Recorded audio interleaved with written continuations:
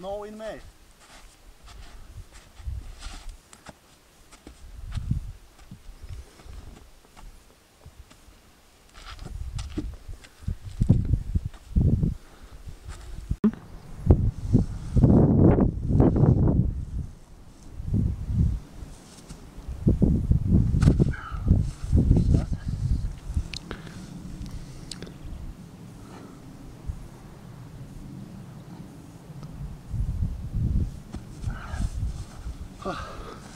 Hello everyone, just practicing handstand on a head, and today I want to show you how you can contribute to less trash in the nature.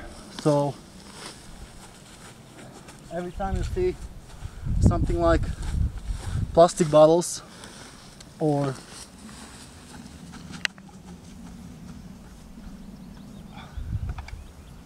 some beer can, you can take it with you to the backpack, and then when you get home you can recycle. Just put it in a plastic, in a trash, and then you can even help the nature to become cleaner, and you're gonna feel good yourself doing it. Other people might not care as much that you're doing it, but you'll feel good internally about it, and it's just a good feeling to pick up the trash with other people, and even if you don't get anything from it. So hope this inspired you. I'll see you soon.